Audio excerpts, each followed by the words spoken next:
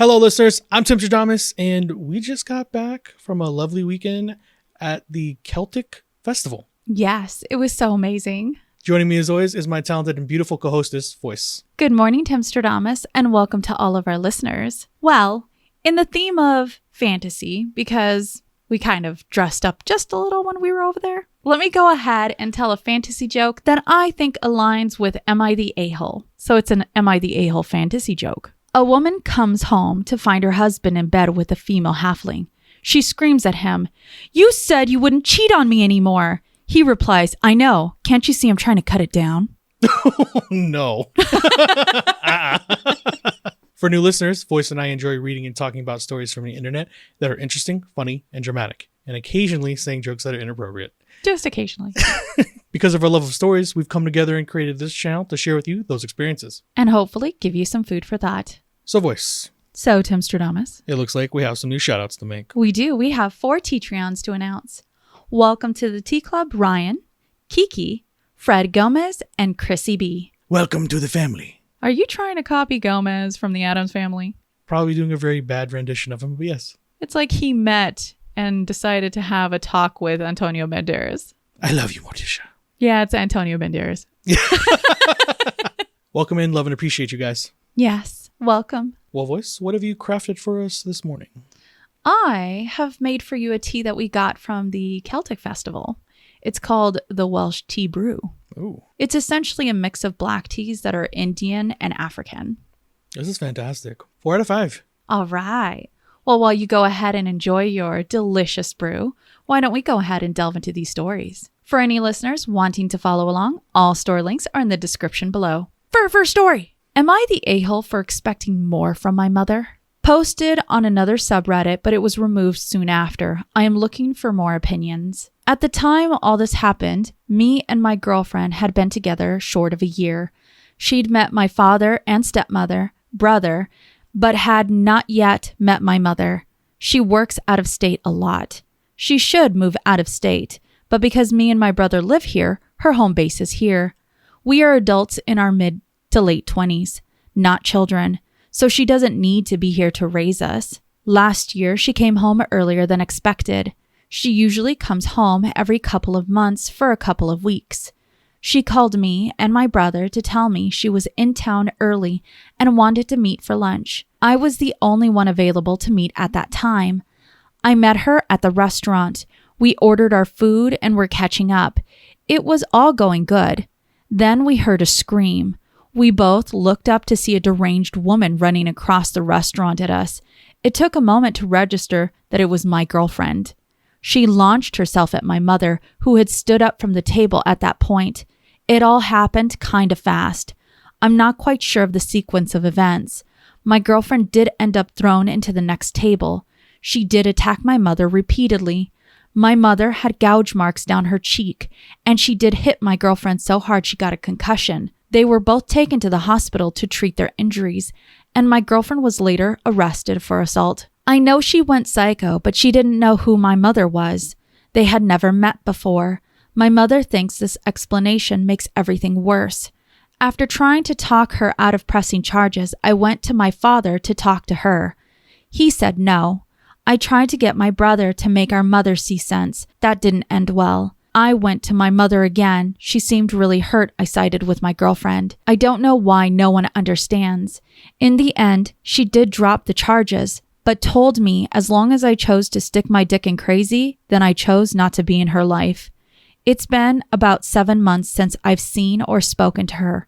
My relationships with my brother and father have changed, and even my stepmother refuses to get involved. My girlfriend is no longer welcome in their home, as my brother has made it clear that if she's there, he's not. He also refuses to meet me if she's going to be there. My girlfriend tried reaching out to my father and brother, but they both say she's trying to make amends with the wrong person. She's afraid of my mother. My mother really hurt her both physically and mentally. I've tried contacting my mother to see if things can be put to rights, but she's not taking my calls. I want to marry my girlfriend, and I want my mother there, but it doesn't look as though she's wanting to put this whole thing behind us to move on. Am I the a-hole for expecting more from my mother? What a wild story to kick off Monday with. A little drama. A little? No.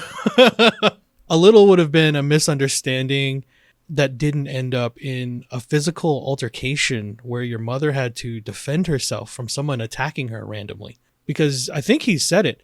The mother was never introduced to the girlfriend up until this point. Correct. I'm guessing she thought her boyfriend ROP was cheating on her. How old are they? He said both him and his brother are mid to late 20s. Okay, so we don't have a age on the girlfriend. Not exact age, no. Mid to late 20s, and that's how you're handling a situation. It sounds like there might be some anger issues going on if you're going to see a situation like that and go to 100 immediately, where you're physically assaulting someone before you even ask a question. In public. That seems like a very unstable mindset. So the other thing about this story is it's funny that I'm guessing he believes his girlfriend had no wrongdoing. Not exactly. He admits that she went psycho, but he excuses it as, well, she just didn't know who my mother was. Does that change what happened? No. And the fact, at least for me, would that be an excuse for him if he had been cheating, then she could put her hands on someone else? It's not acceptable to physically assault someone. The worst part here is the girlfriend hasn't even apologized to the mother. All I heard was she reached out to, and his family is correct, reaching out to the wrong person. You can't be apologetic towards everyone else and not the person you actually wronged. What? You go out of your way to explain a lot of what you believe are character flaws with your mother. How she's not around, she's traveling a lot, how she hurt your girlfriend. But you do very little to defend your mother. She was attacked. I think he had said she was gouged. You have very little empathy for your mother, and you can see that throughout your writing. I think your mother's probably doing what's best for her by going no contact with you for a little bit. Respect that. Yeah, it's okay to reach out, but it might be time for you to reassess what's going on between yourself and your girlfriend, especially if you're not willing to hold her accountable for what she did to your mother. And yes, the fact that your entire family is changing their relationship towards you should speak volumes. You're the a-hole, OP. The consensus on Reddit is that our OP is definitely the a-hole. Redditors were coming out saying your girlfriend literally attacked your mother out of the blue. Whether it was your mother or it could have been anybody else. It could have been a colleague at work. It could have been a boss. It could have been anybody that you could have been at that restaurant with.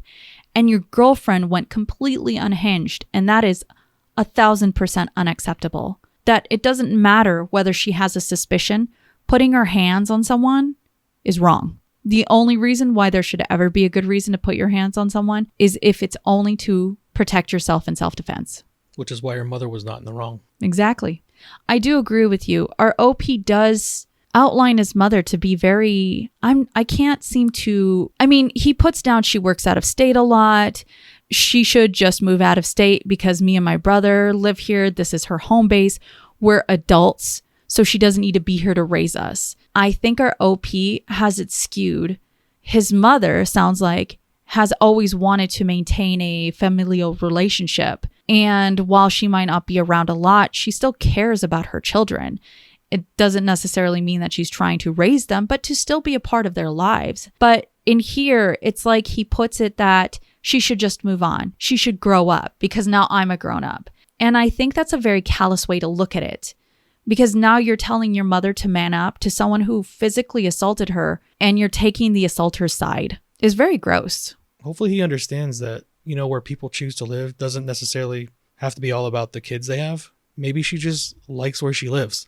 Maybe she likes the area that she picked to spend her life in. Maybe that's why she's okay with making the travel all the time. To believe that your mother's life solely revolves around you and your siblings, that's kind of interesting. Well, let's go to our next story and see what you think about an accident and a hard choice. Am I the a-hole for telling my sister-in-law she was extremely harsh by kicking my mother out of my brother's hospital room while he was critically injured? This actually happened back in October, but it's just recently flared up. My, male 33, little brother, Sam, male 26, was very badly injured in a car crash and in a coma. It didn't look like he was going to make it the first several days, and still in certain weeks afterwards. During this time, our mother, female 61, suggested to us that we should freeze his sperm so his wife Emma, female 27, could get pregnant if the worst happens. Everyone was disturbed by that comment. I admit it, for obvious reasons. I talked to her at the time and told her not to bring it up because it was very inappropriate to be thinking about creating future children while he was dying, but she found it a perfectly legitimate concern, but agreed to shut up nonetheless. Again, she brought it up and asked if Emma had come to a decision about that. Emma got rightfully upset and told her to leave and not come back.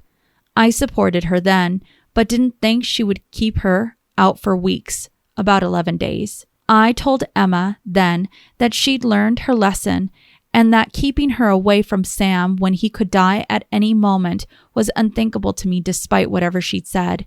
She defended her decision, but relented when I promised on behalf of my mom that she wouldn't bring it up again. I then made my mom promise to me that she wouldn't say anything like that again, and even though she was outraged and very hurt at Emma, she apologized to her and we thought that was over. Fast forward to now. Sam has recovered a lot, but he still needs a lot of rehabilitation and has quite a few cognitive difficulties still. I thought my mom and Emma had moved past their issue, but it turns out my mom is still holding on to resentment because she keeps thinking that Sam could have died without her ever saying goodbye to him because of Emma. This came out again when Emma recently confronted her about why she's been so off with her, and my mom told her everything. My mom was crying that she'll never forgive her, and Emma was saying she won't have to because she won't even apologize. Emma then told her that I agreed with her. I corrected her and said I agreed with her initial decision, but was always clear that letting it go on for weeks was a horrible thing to do. I was definitely more forceful than I was when I'd first told her, because I tried to be gentle with her then. Emma is distraught because nobody is taking her side. Sam himself has come to find out about this through our sister and is upset with me because he thinks I should have tried to defuse the fight instead of egging my mom on. I'm so conflicted because I definitely don't want to strain our family even more at this time, but if I tried, I think I could get them to see eye to eye because I'm generally regarded as a peacekeeper in my family. But if I were to do that, I'd have to be diplomatic and say stuff like I see both sides when I unequivocally dislike what Emma did. Am I the a-hole? All right. Well, this story is interesting. I don't know if I've heard one like this from you yet. We have a very unfortunate accident that happens. The whole family is trying to rally around and hope for the best. Thank goodness everything did turn out all right, but that's not what was happening in the middle of this story. All of that transpired while he was sitting there and no one knew whether or not he was going to survive. Correct. The mother comes in and you're allowed to ask this question. It's only wrong when after you've already heard her say no, that topic shouldn't be touched right now. And it can come off as callous. You're already writing your son off at this point when you're making those statements. But she leaves the room, I guess. ROP has this conversation because he's dubbed himself the peacekeeper of the family.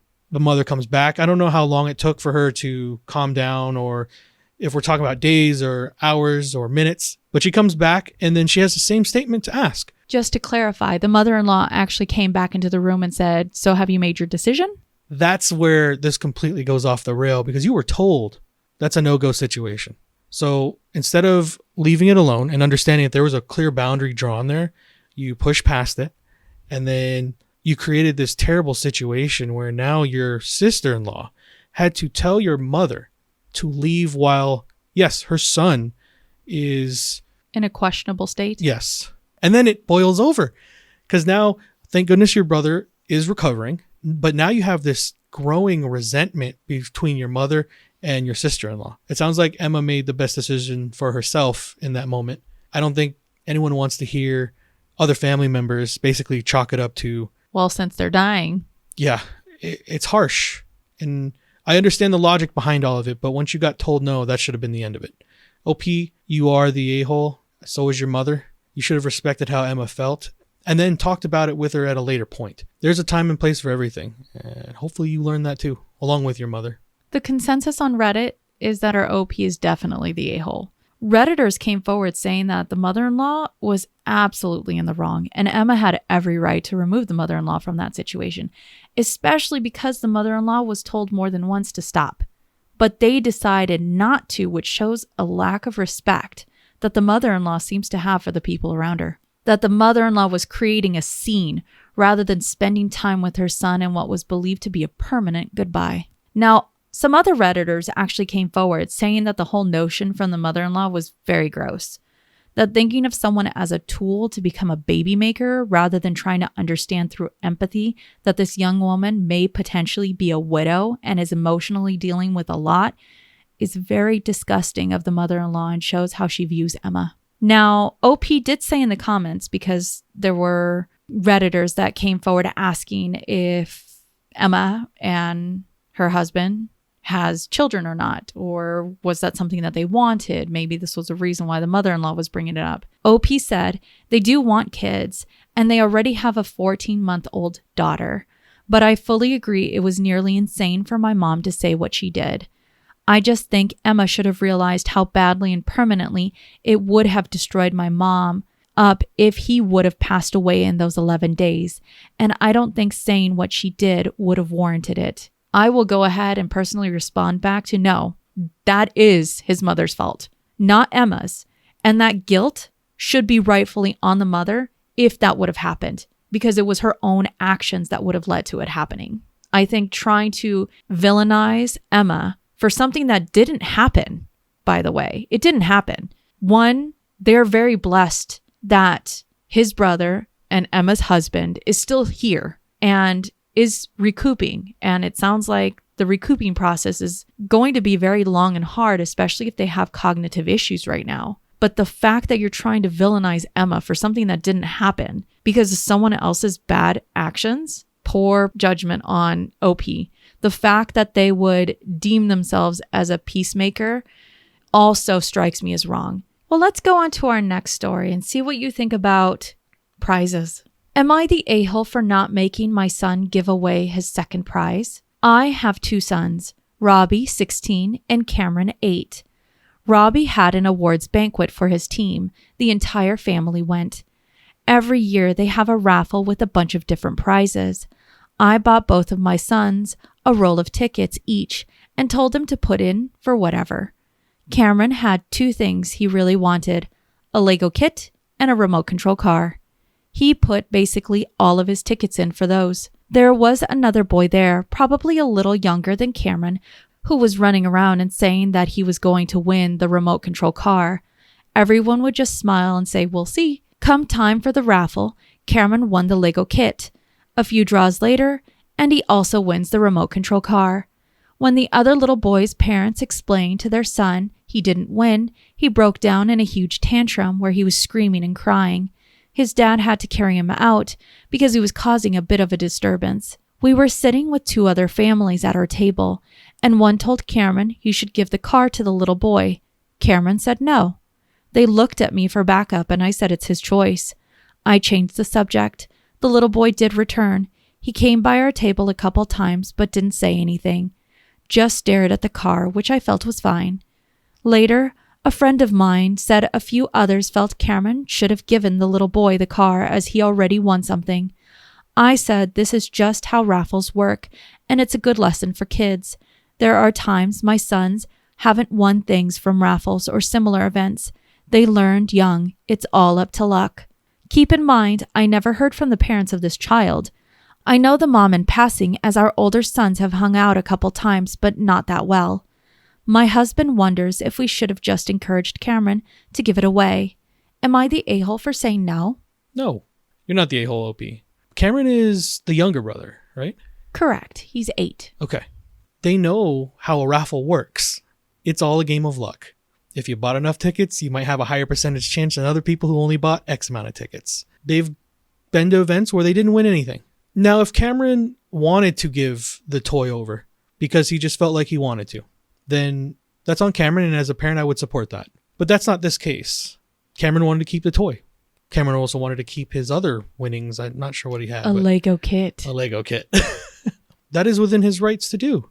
He won it. Those are his prizes. And this is what's weird. Other parents of not the child are going out of their way to tell your kid to give away the thing that he won. What a terrible life lesson to give to an 8-year-old. He had his goals. He put all his tickets into those two things because he really wanted them. Congratulations. You won. You won. That's how it should have been. But now you have to give in to other kids wanting your wins. That's a terrible lesson to give to a child on both ends. The one that lost and the one that won. I would akin that to coddling. I think that's probably one of the worst things you can do with your children. You lost. There comes feelings with that. And you have to learn how to, especially when you're younger, that's a good thing to learn, how to understand and process loss. But by everyone sitting there going, well, you could make everything better, 8-year-old Cameron, by giving the thing you want away to the other kid who's crying about it. All you've taught that other kid is, as long as I make enough noise, I will get what I want out of life. So in my opinion, OP, you're not the a-hole. I wholeheartedly agree with how you look at the situation. Teaching them that their winnings are theirs is important. No differently than teaching them that their losses are also their losses. Well, the consensus on Reddit is that our OP's not the a-hole. Redditors came out saying, what audacity for anyone else to tell someone how they, whether a child or an adult, should deal with their own possessions. If a child were to act like this, it should be, as you said, Timstradamus, a teaching moment. That by giving in to such a tantrum reinforces that, yeah, all you'd have to do is scream and make a scene and you'd get what you want.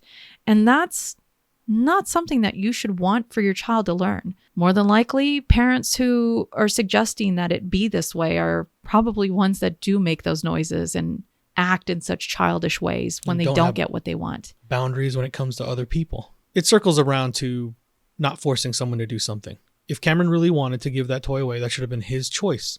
But it should never have been put into other people's court to make him feel bad, to teach him that lesson that he should share because he has 2 toys instead of 1. And by the way, we have been a part of a couple office party raffles where some people have won 3 items, I think, one time. 3 or 4 items, yeah. A single person. I must admit, I was just a little jelly. And then I was like, you know what? Good on them. I couldn't have been more happy for him because every time someone wins one of those things, especially when they're expensive things, the amount of hype that ends up happening, it's hard to not be infected with the hype, even though you're not winning it. I guess everyone has a different way of looking at life, though. Possibly. Well, let's go on to our next story and see what you think about a spouse being a brat. Am I the a-hole for telling my wife to stop being a brat about my mom getting married on her birthday? My mom is getting married in May, and when I received my invitation, I unfortunately realized it was on my wife's birthday. I doubt it was intentional, as I can't imagine my mom knows her birthday. She has never been invited to celebrate, never wished her a happy birthday, etc. My wife wasn't happy, and I told her I understood 100%, and that if she didn't want to go, it was no biggie. She said she didn't want to go, but asked if I would still be going. I said it's my mom's wedding, of course I was going. She got upset and suggested my mom picked her birthday on purpose. I said I don't think she knows it, and May is one of the most popular months to get married. I suggested she celebrate with a friend and I'd take her out Sunday, but she continued to say my mom might have done it on purpose. Honestly, I felt she was being ridiculous, so I asked her when my mom's birthday was. She had no idea, couldn't even get the month right, just knew the season. I pointed out if she doesn't know my mom's birthday, it is perfectly reasonable to assume my mom doesn't know hers and to stop acting like a brat.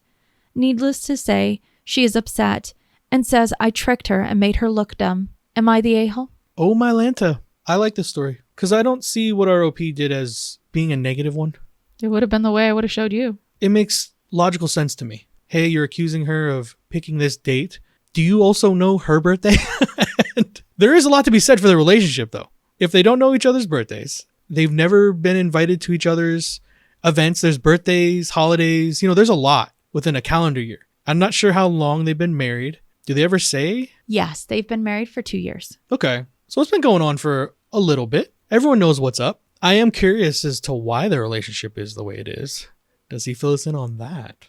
He does. But before we go into it, let me go ahead and hear your judgment on this little situation. He's definitely not the a-hole. Again, it wasn't from a callous place. I didn't hear a "I told you so" once he had given her the example. It wasn't like that. I didn't see a trap, a bait and switch with that question. It was solely just pointing out that if you don't know her birthday, why would she care to know yours? That's very understandable. Now, the consensus on Reddit is our OP's not the a-hole. If our OP's wife and his mother aren't very close together, then of course they wouldn't care to know each other's birthday or celebrate, such as he said. Some Redditors came forward and said, It sounds like all that you were offering was just a different viewpoint to your wife.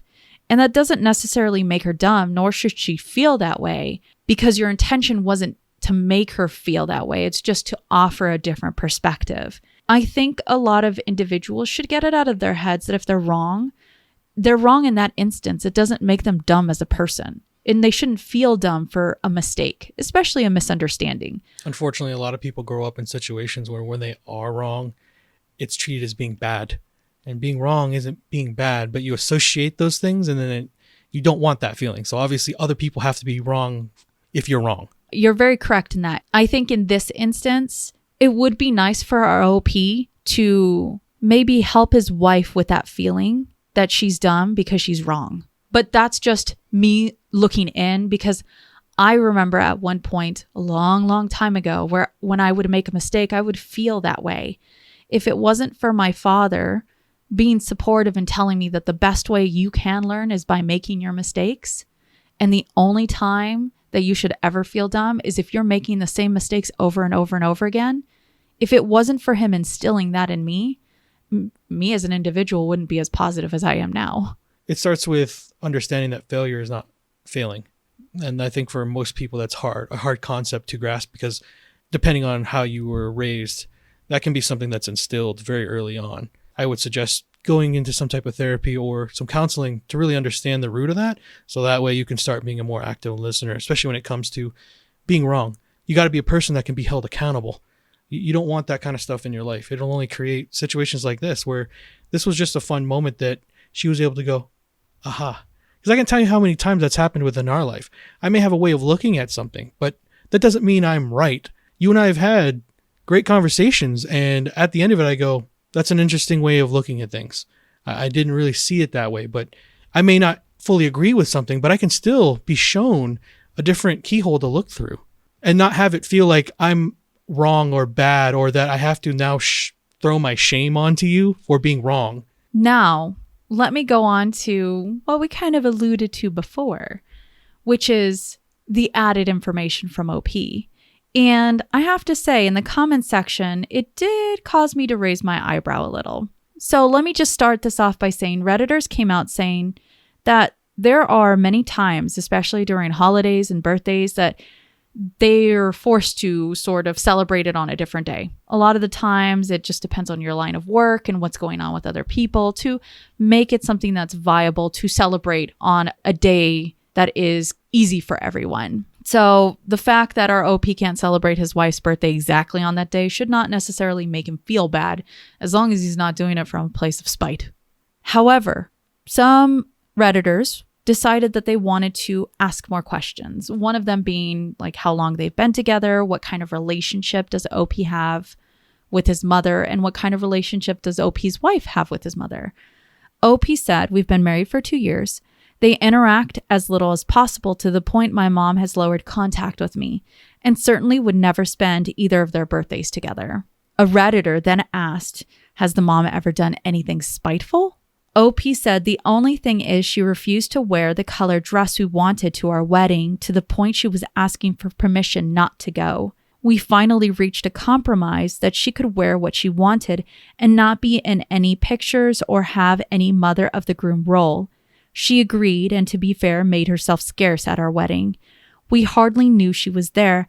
Besides that, they just avoid each other if possible. Additional Redditors asked if OP's wife likes to celebrate their birthdays in a very lavish or large manner. OP said, "My wife does like to go big for her birthday. For a non-milestone, it is normally a full day. This isn't a milestone, and for a milestone, a trip. I am not close to my mother. She has hardly communicated since my wedding 2 years ago. I found out she was engaged through my mother-in-law, who found out on Instagram. She mentioned a summer wedding, but that was it until we got the invitation." After reading all those comments, I read what a lot of Redditors wrote around it. And I have to say, it seems that there's bad blood between OP's wife and OP's mother. If the contact between OP and his mother has been cut down since the wedding, and our OP's mother was essentially asking not to be in the wedding. I can't imagine that she would pick her actual wedding date to spite OP's wife, although I can't quote that for everyone. There is a hint of it, though. There might be just that little itch in the back of your head. Why that day?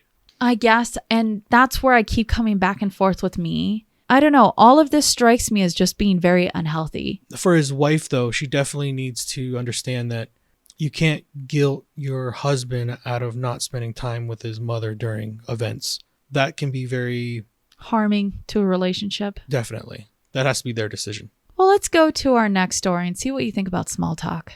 Am I the a-hole for trying to make small talk? I, 27 female, recently took some friends to an entertainment center. I thought I recognized the guy who was running the place, but didn't initiate any conversation until about an hour later, when I heard one of the employees talking with him and recognized this guy's name. I went to school with him in the past when my mom was the vice principal of our school. I tried talking and mentioned we were part of the same grade/graduating year. He was extremely short with me after I reintroduced myself, though, just exclaiming that he needed to return to his work. I guess I was a little dumbfounded by his attitude. I was an immature teen at the time, and yes, I was part of a group that bullied him when we were young. That was over 10 years ago. You'd think someone would let it go. When my group was leaving, I confronted him and asked if he is actually holding a grudge or anything. He said, "I appreciate your business and would prefer our interactions to remain transactional." Like, what does that even mean? I asked him if he really is upset over what we did over 10 years ago, and he just calmly said, "It affected me, but I appreciate your business. Thank you for coming. I'd prefer not to reminisce." This, keep in mind, was a complete curve of behavior towards how goofy he was being with his employees. One point, he's laughing and joking with his staff, and the next it feels like I might as well have been kicked out. Am I the a-hole here? I was just being polite. Were you being polite? Or were you being entitled to someone's emotions? How dare you be upset for something that may or may not have happened 10 years ago? He wasn't being unprofessional. He let you understand exactly how he was feeling. He said, in a courteous way, "I'm not having this conversation with you, but I appreciate your patronage." What did he do wrong? Outside of not soothing you? Because that's all I see here, is that you got hurt, that someone told you to get lost in a polite way. So ROP knows something wrong happened 10 years ago. They were a part of the group that bullied him. Does she ever say if she apologized for the actions? Well, other Redditors actually asked the same thing. And our OP said, "Why would I need to apologize over something I did over 10 years ago? It wasn't even high school. It was middle school. We were both immature, down to the definition of immature. We're adults now. How is someone still going to hold on to that? I've tried to be better by being an adult like he should be, and we're both older. Why doesn't he grow up?" You still haven't grown up because you don't hold yourself accountable. It's funny because they believe they've gotten older and their actions are somehow null and void from what they did to someone years ago. Just because time has passed doesn't mean it hurts any less. You do have to own up to the things you do to people. Well, I know what your verdict is on this. Let me go ahead and give the Reddit consensus. Redditor said, our OP is 100% the a-hole. In fact, they came forward saying, "OP, you bullied this person," and then wanted to talk about the good old days. It was clear that through this interaction, the bullying had affected that person. OP should have stopped at that point, but then they continued and definitely didn't respect boundaries that this individual was trying to place in a very professional way. So OP actually came out in the comment section and said, "LOL, okay, like you know me. I make a post about a guy who should be mature about interactions. He responds negatively. Honestly, I think it might have been at least a little bit because he's racist. And now I'm acting like I'm in middle school." Redditors actually called OP out, saying that they're unhinged for their behavior. And how could they even be okay with trying to sum up him being bullied and saying that he's trying to be racist? OP said, "Racist card, Reddit in a nutshell. Excuse me for trying to be the bigger person and act like an adult. The person who couldn't act like an adult was in charge of the entertainment center, by the way. My mom was vice principal. While it doesn't make it better, she also believed he was a lost cause. She would often take my side and tell him he was too much. Even my mom, who was vice principal at the time, bullied the guy, and I've had therapy. There's a lot in this story that I feel sorry for, not just for the guy who had to deal with her, but for her as well. She believes that all her actions are okay because her mother, who sounds like a bad person as well, not only told her she was right for bullying, but participated in it as well. As the vice principal to a middle schooler, I must say, reading through our OP's comments, and mind you, all of these were all the comments in the comment section that I read to you that stood out the most to me. OP was saying more than that, but this is just the key things. A lot of the times it was just repetition. But reading their comments really did make my blood boil. The one thing that I cannot stand are bullies. In this world, we have so many people who are cruel to others and they think it's okay to do that. You don't know what they're going through. I even feel for some bullies. In this case, this person, their parent was a bully, and that's how they learned to be a bully. But as an adult, that stops being an excuse.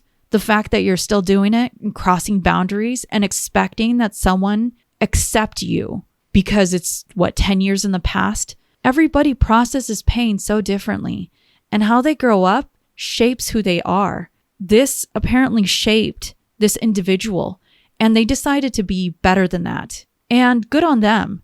But it sounds like OP hasn't learned a single thing, and that therapy definitely didn't help them if they can't see what they're doing is wrong. Well, it did help them.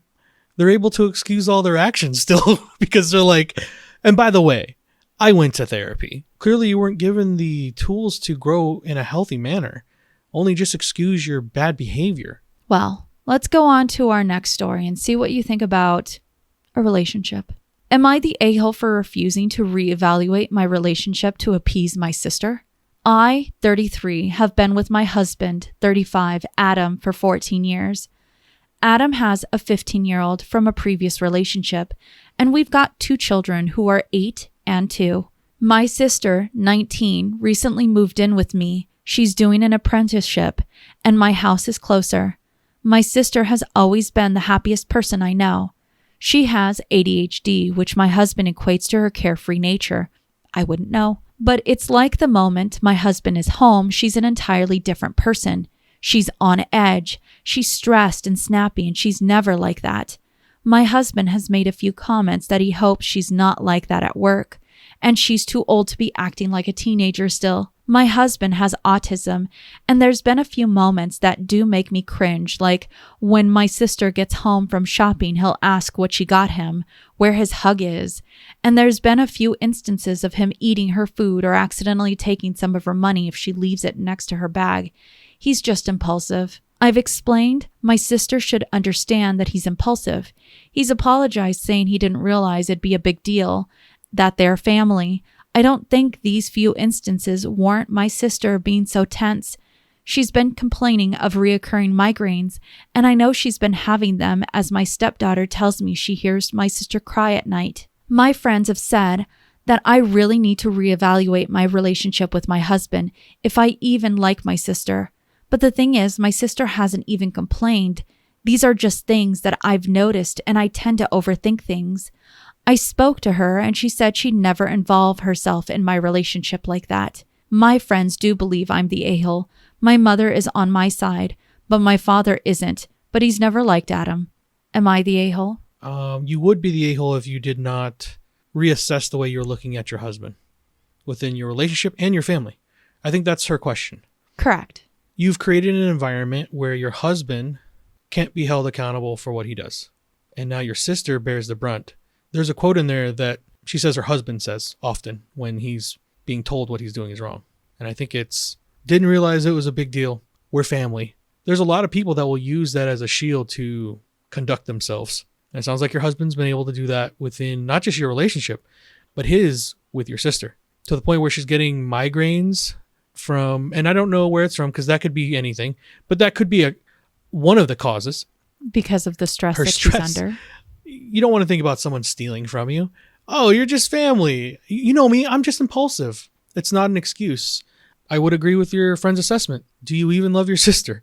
reassess what that relationship means to you. I know you say you overthink things, but if people around you are saying there's something wrong.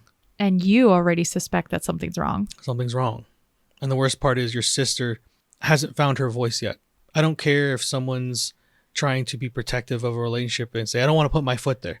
But she lives in that home with you guys. She experiences these things the same way you do. You not giving her credence or to the point where she's afraid to say anything to you should mean you also need to reassess who you are within your family and what you mean to the structure of it. Because if you can't be trusted with the truth, then it's not a healthy relationship to be in. So in my opinion, OP, you and your husband are gigantic a-holes. The consensus on Reddit is that our OP is definitely the a-hole. Redditors were saying that the husband was crossing boundaries, being creepy around OP's sister and stealing specifically from her. Instead of addressing those problems, OP is using excuses for the behavior by saying that their husband has autism and is impulsive. How is that anywhere near okay? Let me go ahead and actually read one comment that stood out to me. Autistic adult here. Actually, ADHD and autistic married to just an autistic adult. Guys, which one of us is impulsive and under which ND diagnosis impulsive is a trait? Hint, it's not autism. Also, if your husband functions well enough to be married, be an active parent, hold down a job, pass in society, then none of what he's doing is anything short of a choice, and definitely not because he's autistic. None of the ND adults in my immediate circle, aka all the adults in my circle, would behave like this, not even the impulsive ADHD ones. Stop acting like he can't tell not to steal from your sister. Does he steal from you, his parents, his teen daughter, his other family? You don't think it's weird your sister is the only family he impulsively steals from because he's autistic? Sure, sounds reasonable. You're the a-hole. Now, I think no matter what, bad actions should not be excused away. They should be shown, taught, and assisting someone that you love with removing those sort of bad traits and being a better version of themselves should always be at the forefront, not excusing it like our OP is trying to do for their husband. That's the environment that they have created together. And I think that Redditor also brought up other good points. Our OP's husband has a teen child, does seem to hold down a job as far as we know. Their relationship seems to be good. I personally can't understand why OP's husband is picking on our OP's sister, if only just to be creepy. Well, I'll fight back on you about one thing. I don't think their relationship seems to be good. Not if you can't hold someone accountable for how they treat your family members to the point where you're having to come to a forum on the internet to see if maybe he's okay with the way he treats people in their lives together. Like I said, if you can't be trusted with the truth and no one can come to you with that, your sister knows that about you, though. Because if she was feeling these things, if she was feeling the creepy and all of the other things associated with what he's doing to her in their home, she would have come straight to her sister and been like, hey, look, there's some stuff going on here. Can we figure this out? Instead of crying in a room at night and only being told she was crying because of her niece. Not a good relationship. I agree. Well, let's go on to our next story and see what you think about divorce papers. I haven't seen him before. I like it. Am I the a-hole for blindsiding my cheating spouse with divorce papers? My spouse has been having an affair for a few months now. I discovered it after seeing a message on their phone. They know cheating is a no-go for me and an instant relationship ender. For that reason, I decided to go to a lawyer and get the divorce papers prepared without saying anything. Our relationship continued without a problem during these few weeks, and I served them the papers yesterday. They were shocked and asked me the reason, crying as if they do not know it. I told them I knew about their affair. They said I should have talked to them before doing that, and we can still save our relationship. I told them saving it is not my responsibility as they are the ones who killed it. They told me it was cruel and continuing our relationship as if everything is okay was wrong. They could have at least prepared themselves if I were to let them know about wanting a divorce. I told them they can get ready with their lawyer now that they are served. Am I the a-hole? Imagine being the cheater and feeling like you're owed something. A like, heads you up. didn't warn me. Yeah, they didn't warn you because you if I may be permitted to say this, are a shit sipper. Hey, look, would you like someone to give you the heads up about a divorce? Sure. Are you owed that? No, especially when you've done what you did here. From what our OP says, that was a boundary that was put down and talked about at the beginning of the relationship. Hey, this is the stop and go. That's perfectly healthy. Your partner wanted to cheat and you followed through with what you said. I'll say it again because I know I've said it a couple times now. When you have to rewrite how you believe or what your values are for someone, I think that's more than healthy. And if they're willing to take the actions, they better be ready to handle the consequence. And in this case, I full-heartedly agree with you, OP. You are not the a-hole for not giving them warning. Did they give you warning that they were going to go ahead and cheat on you? And that's what a lot of Redditors put out there. Imagine feeling owed something after you've committed that within your relationship. I would just like to warn you, I'm going to cheat on you. So if you want to do something, please feel free. Well, see, that would have been the perfect way to have gone, okay, I do feel like I'm straying from the relationship right now. My feelings are changing now. And I think if we want a chance at this, we need to go get into therapy. That's perfectly healthy and reasonable.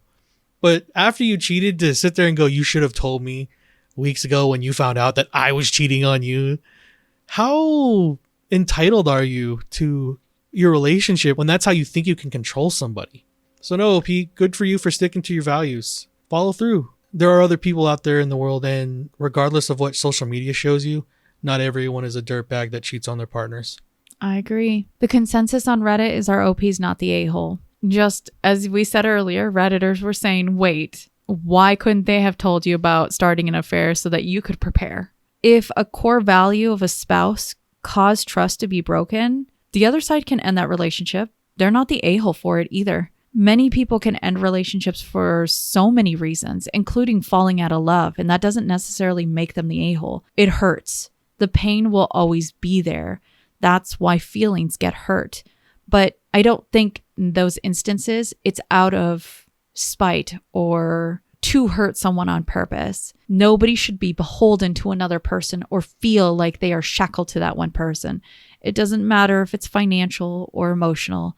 They should be allowed to leave. And yeah, things might be difficult, especially when you decide to split and finances were so tied together. Staying together, especially when it compromises your core values in such a way, isn't healthy or good for either side. No, and that actually has a detrimental impact on your mental health every single day. Our OP did say inside the comment section, thank you. Even though I may read cold from that post, I had doubt in my actions. It is hard to let your emotions go away at once. It didn't read cold to me. All it said to me was that you have your values and you're willing to stick by them. I agree. Don't change who you are just to keep someone. Well, let's go to our next story. And this one's interesting. Am I the a-hole for meeting somebody on a dating app and after agreeing it won't work, asking to meet their friends? If you met somebody on a dating app, would you be offended if, after agreeing it won't work, they asked to meet your friends? I'm always looking to find people for my friends to meet/hook up with. Recently, I spent a few days flirting with a girl, and we decided we were looking for different things. I asked her if she had any single friends looking for what I was. I think she took great offense. From my perspective, it was an amicable agreement not to meet up. And then I asked her if she would pass my number on. I said, I don't mean to be rude, and I hope this doesn't offend you, but if you maybe have any friends who are looking to get with a cute stranger, feel free to pass my number on. To which I received the response, are you for real now? And then the general disappointment. Am I the a-hole? I was only trying to hook up, but I made this very clear from the start, and she was on board with the idea originally before having second thoughts. Too long don't read. Asked a girl who wouldn't hook up with me if her friends might want to. Why, hello, ladies. I wanted to say that in a scummy way to match his energy. Oh, okay. I was like, well, I guess we're going down a different road here. Yes, you're an a-hole. The way you went about this was gross. You said you found someone on an app. You both agreed that you're not what each other is looking for. Now, that would have been okay had you not only been looking to hook up. Because what you did was you looked at her and said, oh, you don't want to hook up with me randomly? That's not what you're looking for? Do you have any friends that'll want to do that? Does that sound good to anyone? No. No, maybe there is because the younger culture is different. That may be how they talk to each other. But I don't think anyone wants to hear that solicited from them through someone that they were potentially going to date. You struck out. You should have just moved on. That would have been the best course of action. Had you come off to her as someone who is worth passing the name on, she would have done that, because many people do that, not just women. Men do that too. When they bump into someone, they go, I'm already taken, or I have a partner. Or even the ones that are on the dating scene, but they're like, I don't see eye to eye, but I can see where you and a friend of mine would see eye to eye, and I think you guys would match very well. That happens all the time. And for a lot of people, that's how they end up meeting someone else. It's through a friend. Of a friend. Yep. Checking off that list for you. But for you to have not understood that you're asking someone for their friends' numbers to solely hook up with them. Hey guys, you want some used dick? It's right here. Ugh. So the consensus on Reddit, our OP is the a-hole. You sure? Oh, yeah, well, a lot of Redditors came back. They called OP douchey, creepy, plain rude. It seemed that the OP was kind of confused. They said in their comment section, they made it clear to this person they just wanted to fuck. They actually reiterated that several times, like it somehow excused all of it. But that was apparently something that she didn't want from him. I guess for me to turn around and then ask that your information be thrown forward like you're a prostitute free of charge is a little weird. But I mean, I think for a lot of women, there are many factors that come into play when it comes to introductions to friends.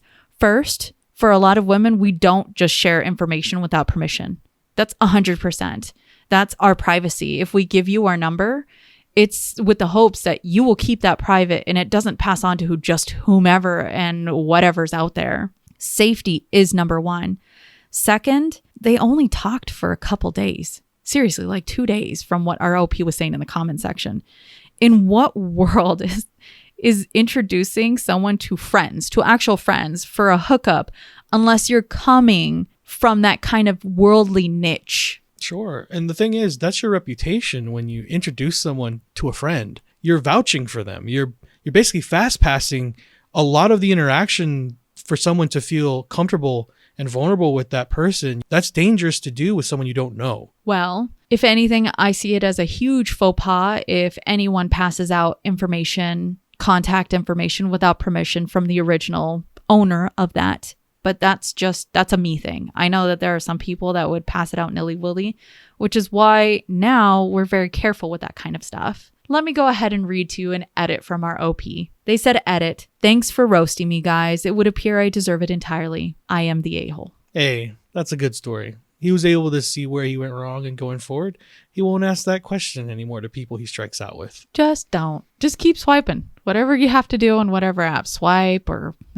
I don't know what happens in there. We missed that part of the dating world. We did it the old-fashioned way. She passed me her number and asked me to call her. And then I waited, scared half to death downstairs for a phone call that I thought was never going to show up. Well, let's go on to our next story and see what you think about an embarrassed situation. Am I the a-hole for telling my wife she embarrassed me when she confronted my family? My wife and I have a 5-year-old son who was unfortunately born on my mom's birthday. We both really hoped he would come a day after or a day before, so they could both have their own special day, but it just wasn't in the cards. This tends to mean that my family isn't around when my wife wants to celebrate his birthday. They are usually busy doing something for my mom. It bothers my wife to see him treated as an afterthought, and while I fully understand it, I also feel when someone shows you who they are, believe them, and my family is showing us that their priority is my mom. He will be 6 soon, and this year his birthday falls on a Saturday, so my wife wants to do his party the day of. My family politely said they wouldn't be able to attend, and she vented to me that they are ridiculous a-holes for prioritizing my mom over a child. I agreed that they were being annoying, but said the people who truly care will be there. She said she wanted to confront them, and I asked her not to. I said they have a right to make their decision, and we should focus on our son and the people who support him. Well, we recently had a family gathering, and my wife decided to go rogue. She waited until my mom was out of the room and confronted my mom's husband and my 2 sisters. as they are the ones making the plans. She said they are selfish and embarrassing and need to get their heads out of their asses if they think a grown-ass woman is more important than a 5-year-old. Yeah, it didn't go well. My sisters began yelling, my mom's husband called her delusional, and my mom was dragged into it, which made it more awkward. When we got in the car, expressed annoyance that she embarrassed me by confronting them when I asked her not to, and she blew up. Am I the a-hole? You know, when you really think about this story, what it comes down to is the lack of communication. I don't necessarily believe your family is the a-hole. I'll say it like this. Your wife had a problem with them. I don't know why there's been this divide between the celebrating of both birthdays, because everyone's been a part of that, where either someone's birthday is really close to either a family member or a friend's, where you guys have met in the middle and celebrated it together, right? It's about the love that joined birthdays. I've never seen a problem with that. I've had joined birthdays with me and other family members. It's never been about having my day, but I can also understand you're allowed to feel the way you want. Don't give me joint presents, though. The fact that you told your wife, when she did have this problem, that she should not talk to them, because there was a healthy way to have managed this. You could have definitely sat down together, a phone call, in person, an email, it doesn't really matter. You could have gotten the ball rolling and gotten to the answer, instead of having it come to the fever pitch it did in the middle of a party, that she felt more comfortable going to them on her own than for you to have her back in the middle of that room. That says a lot about your guys' relationship. She waited till you left and then confronted the problem on her own because you didn't have her back. And then that turned into you attacked someone at an event that they were throwing at not your home. That seems like pretty unhinged behavior to me. For your wife as well, because she has just as much to do with this problem as you do. She's saying, well, how dare you guys? This is a child. Does that mean any more or any less than their mother? Should it? No. They picked who they decided to celebrate things with. In a perfect world, would you have liked the answer to that? Sure. But you also didn't ask it properly. You assumed things. You went on the offensive, both of you, by you telling her to leave it alone and not talk about it, and for her to have believed she was owed that right in an event that wasn't hers. You guys don't know how to communicate. And again, I see it when she has to wait for you to leave a room so she can go fight the battle. I don't believe what they did, the family members, was wrong. You were accosted by someone. Of course, you're going to react defensively for most people. I can't blame them for how they responded to you. You didn't give them the respect. Do you deserve respect? You can't demand something that you're unwilling to give first. So you're an a-hole, OP, and so is your wife. Well, the consensus on Reddit was actually pretty mixed. There were some individuals that were saying the mom sounds like she's potentially narcissistic. Why would she need a full day and not actually spend some time with their grandkid on their birthday? And then you had other individuals coming forward saying, hey, OP, why didn't you talk with the family and make joint birthdays, or make it to where there's a birthday day for the kids and then an evening birthday for the mother for adults? If anything, I think this situation is everyone's sex here.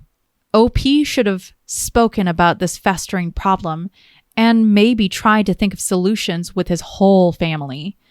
I think OP's wife went a little far with verbally attacking others because they were frustrated, rather than actually bringing up the issue on how they felt in a more rational way. Now the message is lost. The only thing that the other side of the family is going to see is, yeah, she's just unhinged. And if she doesn't get her way, she's going to start accusing us of stuff. That doesn't make anyone want to go ahead and hang out with that person at all. I have to wonder why it is that OP sort of wrote off his family and said, well, this is how they see us. That's it. That's essentially how he's spoken to his wife. Just leave it be. We're going to see who favors whom once the invitations roll out. If anything, I hope that the comment section really provided a lot, because I truly did see that it felt mixed. There were a lot of individuals that were coming forward and saying, hey, do joint birthdays, find a compromise. That's the one thing that I didn't hear from OP, was that you're right. There was never any communication. There was this bottling up of feelings until, OP's wife decided that she wanted to take things into her own hands. The fact that OP described his wife deciding to go rogue, Man, that's an awful way to describe your partner. It should be both of you guys standing together for how you guys want to be seen as a family unit. And if there's something that is bothersome, talk to the whole family. I say that regardless of whether there's blood relations or not. If you have individuals that you see as family and there is a problem, you need to speak with them. Don't be defensive. Don't be offensive. Just lay it down so that both of you guys or multiple of you guys can talk through the problem and find a happy middle ground. It sounds like there is a lot more to the dynamics within the family than we know. That's a very good call out on your part. And I 100% side with you that their lack of communication is what's causing all of this. They all sound like hurt people hurting people. Well, let's go on to our next story and see what you think about married life. Am I the a-hole for staying married to my wife when we only got married because she got pregnant? My wife and I have been married for 25 years. We got married because she got pregnant when we were 20. We weren't even a couple. We only knew each other through mutual friends. We remained married all these years. We have always treated each other with respect, love, and affection. There are no infidelities, and we try to resolve problems the same day. We also had 2 more children. But several of my friends say it's kind of stupid that I stayed married for so long when I only got married for a baby, and that I should have gotten divorced a long time ago to enjoy my life. But I really love my wife, but they keep saying I'm stupid. Am I the a-hole? What the spasm of really crappy friends? You said it at the very end. You love your wife. End of sentence. I'm failing to understand how you could feel guilted into what they're saying. You stayed together for 25 years. You found that there was more than just the pregnancy that kept you guys together. There's love there. You had 2 more additional kids. You've had the better part of your guys' lives spent together in happiness, I believe. So why would you allow stupidity to come into one ear and stay there?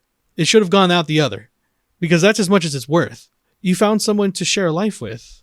OP, you are not the a-hole for not wanting to leave your wife because you married her for that reason. How childish a notion to tell your friends that. Are they alone? Are they unhappy with their lives? Maybe they're in bad relationships. They might be. Just know, OP, it sounds like you've won on the life lottery. So the consensus on Reddit is our OP's not the a-hole. In fact, let me read for you the top comment on here. Sounds like you got married for the pregnancy, cultivated a strong relationship, fell in love, and have built a great life together. That's legit the best scenario. Your friends should be jealous and probably are. Now, I found this very funny and cute because in the comment section, Redditors actually brought up Fiddler on the Roof. And I watched this as a kid. And just recently, when I wasn't feeling well, I had to take off, watched it with Timstradamus for the first time. The particular scene that Redditors were talking about is actually one that Timstradamus and I have talked about and enjoy. And it's when Tevye sits with Goldie and says, "Do you love me?" I find it very sweet because Redditors were actually quoting it. "Do you love me? I suppose I must.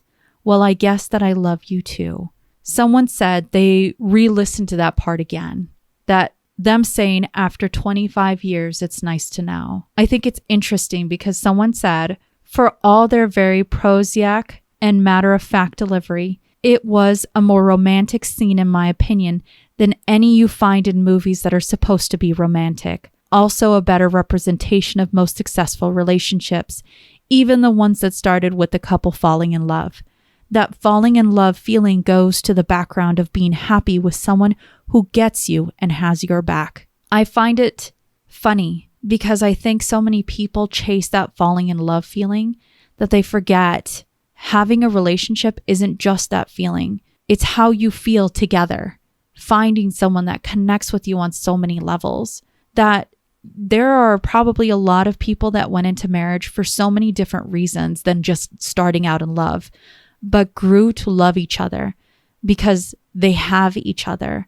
They care for each other in one way, shape, or form, and that grew to be love. I hope that there are individuals out there that can find that for themselves and not just a fleeting feeling of being in love, because And I think this is probably one of the most memorable things that I was told. You can only fall in love once, but you know the problem with falling? When you hit the ground, that's where you'll stay.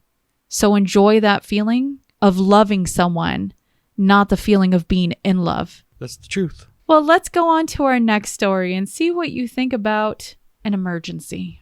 Am I the a-hole for refusing to have the neighbor's kids in my house when they were having an emergency? Me and my neighbor are decent with each other. We don't go over to their house to talk or anything, and vice versa. The most we talk is when pulling out the driveway and saying hello, how are you, etc. Our kids aren't friends. To get straight to the point, our neighbor had a fire event happen, and while the husband was being taken in the ambulance, the mom frantically knocked on my door and asked if I could watch after her children for a bit. I absolutely declined. I tried to help calm her, but she kept screaming to please babysit, that she'll pay me, that she doesn't want the kids seeing their father this way. I yelled at her to stop grabbing at me, and again, no. A firefighter at the scene saw her being crazed and pulled her off me. I explained what was happening, and he asks for me to please go back inside my home. She kept screaming for me to please just take the kids for a few hours, but I refused, and my husband did too. I don't know where she or her kids went after. All I know is that the ambulance took them as the fire truck and police cars left. Edited to add, I didn't take the kids in because we are basically strangers with the neighbor. I don't know the kids' allergies. I don't know the neighbor's number. And she was frantic in me taking in the kids so she could go in the ambulance with her husband. I don't feel comfortable having the kids in my home for an unspecified amount of time or information. Am I the a-hole? So I guess I will start with this. Kindness is completely free. ROP says she doesn't know her neighbors very well. They say hi, so she's quantified their relationship together. She just knows they exist. Acquaintances, at best. What does she say describing the neighbor? Me and my neighbor are decent with each other. Yeah, there you go. Decent with each other. That pretty much tells you the state of their relationship and how she looks at them. Decent is a very strong word. How many times have you had to quantify something with going, it's decent, and it be a good thing? No. Never. And you're, I guess, allowed to be that way. It still makes you an a-hole. Your neighbor was going through, sounds like a very traumatic experience. Her husband, I don't know the extent of their injuries or what had happened, but we know a fire broke out and it's bad enough where her husband is in an ambulance. That event probably happened very quickly. The neighbor comes to you and asks to watch her 2 children. How old are they? They say 3 to 5. Okay. The only thing I will give ROP is, yes, it is important to know what kids have as far as allergies are concerned. You don't want to make a bad situation worse. I can understand that. She also says that she doesn't, in her defense, she doesn't have the phone number of the neighbor. Okay, well, in the moment when you guys are having this exchange, you can definitely go get a phone number. That can happen very quickly. There's ways to acquire the information you were looking for. Even if it was just strictly, give me your phone number, we'll talk when you guys are settled in and I can understand exactly what I need to do for the kids. I can get that people can have the relationships they want with their neighbors because sometimes your neighbors can be a little much. But when people ask for help, would you not want that in return? I would hate to have you as a neighbor because I grew up like this. My dad was very to himself. He was a old Marine, grew up very Christian. He had his viewpoints. But the one thing I have always, and everyone else around me has described my father, he'll give you the shirt off his back. It doesn't matter where you come from or what you look like or how you sound. When bad gets bad, you can count on them. You're not that person. And I'm sorry that whatever you've gone through in life has taught you to be as jaded as you are. But I hope that through the comments, maybe you've been able to reassess how it is you look at life. I'll say it again. Kindness is completely free. You are the a-hole OP. Consensus on Reddit is our OP is the a-hole. And I definitely think the OP is the a-hole here, personally. If anything, this really had me thinking, where is the compassion?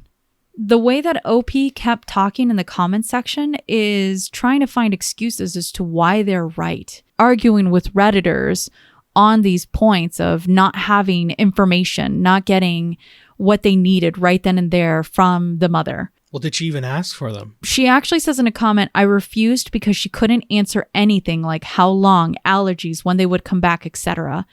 But it's all happening right then and there. It's an emergency situation. If you exchange numbers, And if she refused to give you the number, I can understand you being worried about that. Sure. But that wasn't the case. She's asking a lot of questions that right now, this poor woman's probably got many other things that she's worrying about. She might lose her husband. OP says in a comment that they can't confirm if the father's dead or not. Oh. And they said it very callously, and doesn't want her young children to be there while their father's probably in dire straits. That this mother is probably so emotional with worry and fear. I cannot even imagine what that would feel like. And then to go to a neighbor and just say, please, can you watch my children? I'll pay you whatever it is that you'd like. I'll give you my number.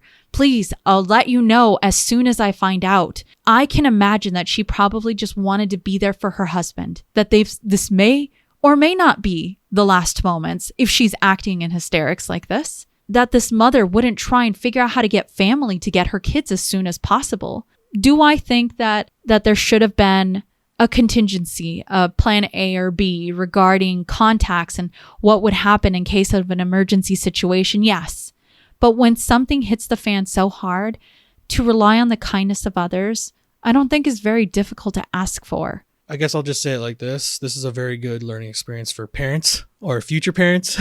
Always have an A, B, C, a D backup plan, because you don't want to have to rely on neighbors like that. To have sat there and chided someone and went, when are you going to be back? When are you going to be back? That was the concern for you? It's almost like, how dare you inconvenience me? There it is. Now, if anything, let me go ahead and share my own experience regarding the kindness of neighbors. When my mom was on the dating scene, since my parents were divorced, my mom dated an individual called Mike. And Mike was very different. Unfortunately, an ex of his decided, because she was jealous in one way or another, to shoot him twice. Once went through his hand and once in the back of his head. And he was extremely lucky to have survived that. Unfortunately, this caused him to have seizures, pretty bad seizures. I've never actually witnessed them myself, but my mother had helped him when they were together. And my mother had knowledge of this because she was a nurse. So I was happy that my mom had found someone that was nice, although he was pretty short with me as a kid. I get it. Weirdly enough, I was aware when adults couldn't handle how much I talked, so I kept quiet around those kind of adults. Now, one day, I came home from school and there were police cars all around our apartment. And my mother was not staying, living together with Mike. He would come over. And I think I was around probably 7 or 8 at the time. But my mom, she would talk to our downstairs neighbor, and our downstairs neighbor had kids as well. And when I came home, the downstairs neighbor told me that I would be staying with them. It wasn't until I was an adult that I realized what happened. And unfortunately, Mike got jealous of my mom talking about doctors and colleagues and took it as she was potentially cheating on him when she wasn't, and decided that he was going to spike her coffee that morning with his seizure medicine. And for individuals that don't suffer from seizures and take epilepsy medicine, that's extremely dangerous. And it caused my mother to be in a coma for 2 weeks. If it wasn't for the kindness of neighbors, I don't know where I'd honestly be. Nobody had any contact with my father. The only person in this country that my mother knew is just herself and maybe a few friends. But I can tell you, that was such a learning thing for my mother. The kindness of others, I was lucky to have that neighbor watch for me.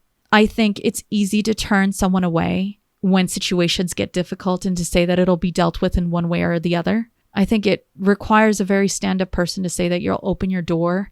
And yeah, it might be an inconvenience, but in the end, at least that child is safe. Well, let's go on to our next story and see what you think about a vacation. Am I the a-hole for grounding my daughter for ruining our vacation? My husband, daughter, 15, stepkids, 13 and 16, and I just came back from a 2-week vacation. My daughter is very smart and is very good at a lot of things. She's also very competitive. My husband is also very competitive. My daughter started off this vacation by telling my husband there was Sudoku on the plane and explaining how to play. He didn't know that she's been playing Sudoku for months. She made a bet with him that if she finishes the hardest level first, he'd buy her Wi-Fi for the flight, and if he finished first, she'd share a bed with his younger daughter on the trip. His younger daughter was complaining about sharing with his oldest because she kicks and sleeps in the middle of the bed.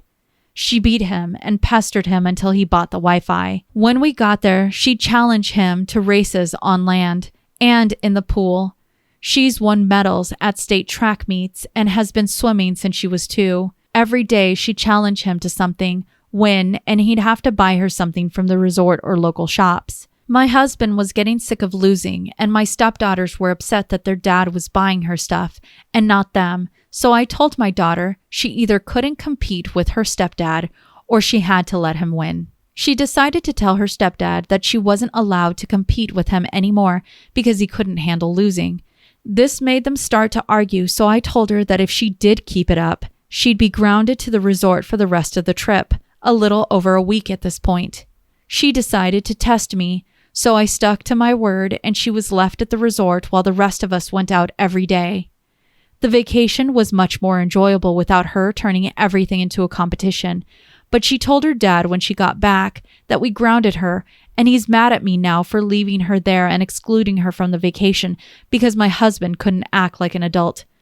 I told him my daughter was warned to stop, but she decided to test me, and now he's forcing her to stick to the custody schedule. Technically, I have her every other weekend, but he was letting her go back and forth whenever she wanted, and is threatening to go to court for child support and back pay.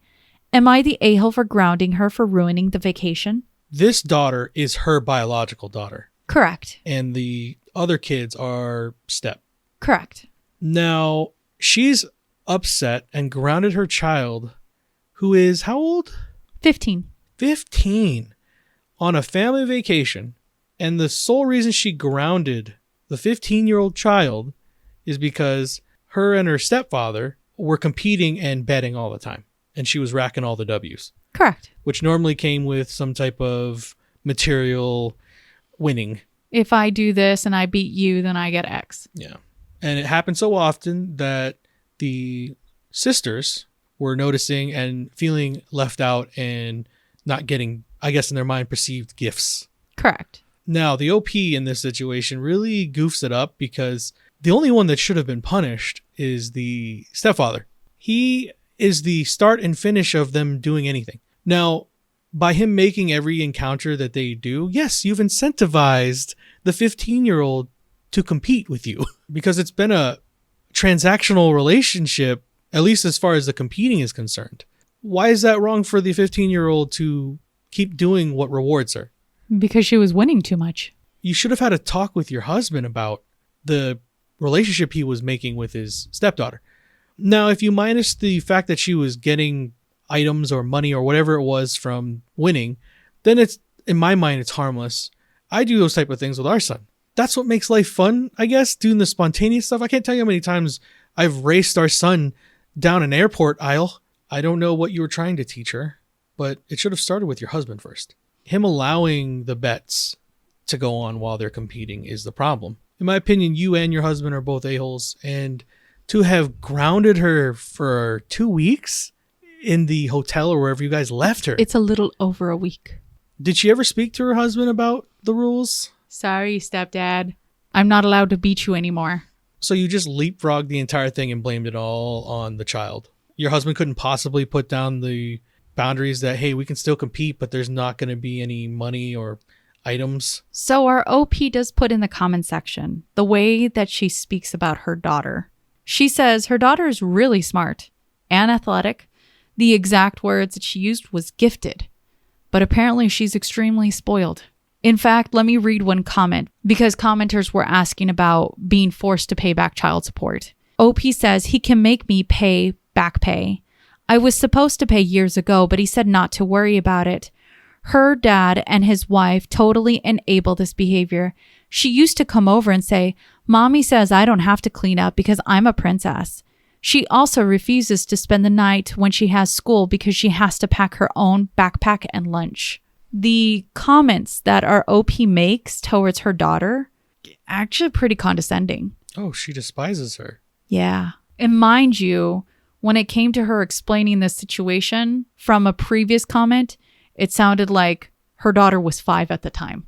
The only people you should be upset with when it comes to your kids being spoiled is yourself. But to tell your 15-year-old she has to stay in the hotel for the next week or so while everyone else goes and has an amazing vacation, that's terrible parenting. Oh, but OP says in a comment, if I hated her, I wouldn't have paid for her to go on this trip. Let me go ahead and provide you with the consensus from the Redditors. Reddit said, OP is definitely the a-hole. It was cited, why is it that your daughter's at fault when your husband can't control himself? Now, I find it funny because remember how I told you that she was saying how athletically gifted and smart her daughter was? Let me go ahead and read that comment, and then I'm just going to break that down just a little. OP says, she is both athletically gifted and smart. On top of her swimming and running, she's a level 6 or 7 gymnast and a decent softball player. She's consistently scored around the 80th to 90th percentile for reading and 95th in math. Since she's this smart, she should know not to take advantage of people that are not as gifted as her. I would just like to point out, our OP is essentially saying that her husband's dumb compared to her daughter. And that is absolutely crazy at least for me, to read when it comes to how OP, 1, is very jealous of her daughter, first and foremost, and 2, sees how other people are and compares them with her own daughter. It's actually very gross. Well, see, for the stepdad, the only thing I'll give him is maybe that was just his way of connecting with her. Yes, and we all do that with kids. You find your way, but you don't do it with money. Yeah. And objects. That's the bad part here. And him not realizing that that's what he's created with the stepdaughter. If she's always doing this with him, that's because she's being rewarded for doing it that way. Now, if you take away those rewards and you're simply just doing it for the love of the competing, I'm down for that. Like I said, I've done that with our son. I love doing those type of things. It's fun to watch someone grow and hope that they don't ever beat you. I don't hope that, but well, let's go on to our last story, and we're going to go into the Today I Fucked Up realm. Today I fucked up by mimicking a British accent. For context, I'm working as a secretary at the hotel near me. Normally, I am day shift, but the night shift worker's child got a fever, so I picked it up for her. Now, I had picked up the shift about 30 minutes before she was going to go in, which meant I stayed awake the entire day doing my normal off-work activities and was quite exhausted. So near the end of my shift, as my monster is wearing off, the hottest British man walks through the door. Like a normal human being, he says, "Hello." Before I can stop myself, I whip out the worst open-mouthed British accent you've ever heard in your life and go, "Hello, governor." I look up at him, processing what I just did, and cover my mouth in shock and quickly apologize. All he does is let out a quiet chuckle and ask for a room for 4 days. I, of course, find him a room as I wish for someone to come and strangle me with a pillow. Anyways, hoping he doesn't complain to my manager and hoping he doesn't enter the hotel at all while I'm working my shift in 2 days. The too long don't read. I mocked a British man at work today. I think I may have to bury myself in the ground for the next 4 days. What a weird reaction to have towards somebody. I've never heard someone speak with an accent and then immediately me want to, I don't know if it was mock, but mimic it. Yeah, I've never had that inkling to want to do that with someone with an accent. I think they're taking it more as mocking, probably because for them it wasn't respectful in the environment that they're in. They're working. Yeah, that's a customer. I think that she really just thought that he was really hot. And in her mind, she probably had some like flirty quip, but because she's so tired that it just slipped out and she thinks it comes out as mocking. But I don't know. I guess it just depends on the way that it comes across. For me, you can definitely tell if someone's lacking sleep and is working really hard. I find it funny though, because the top commenter on here said, "Not offensive, but guarantee he will still be thinking about it and his only regret will be being too tired to quit back." Our OP actually responded and said, hoping he brings out the worst American accent, to be honest. It sounds like she got lucky and the person that she mimicked had a good sense of humor. POV. Our love story. Hello, governor. Man, I think that's cute though. Well, was that our last story? Yes. Jess, Yes. pick some different situations. Yeah, I try not to get too serious with these, but still give us the thought-provoking ones. I would say you did a good job with that. Thank you. Well, as our stories come to a close, don't forget, you see in the world what you carry in your heart. If you have enjoyed listening to us read and talk about today's stories, please rate, subscribe, and turn on notifications for new content. We regularly post on Mondays. And on Wednesdays on our Patreon, we put up Damas After Dark. Dun, dun, dun. Yes, that.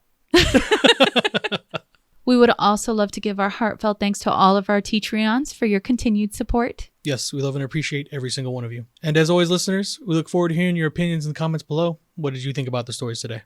I love the story of the husband who was married with his wife for 25 years. And while their marriage started off not with love, has ended with a lot of love and continues. I think that's a very sweet notion.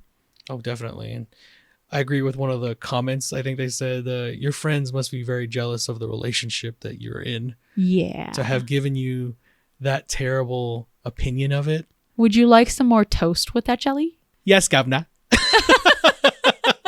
And remember, if you post it, I will definitely stop doing that accent. I love British accents. I love every accent. Yeah, that's true. It's always fun to see different parts of the world through people.